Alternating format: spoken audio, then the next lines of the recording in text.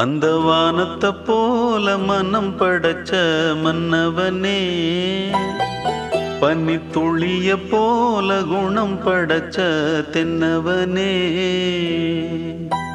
மஞ்சளிலே ஒரு நூலெடுத்து விண்ணுக்கும் மண்ணுக்கும் சம்பந்தம் உண்டுன்னு சொன்னது யாரு? அது மன்னவன் பேரு.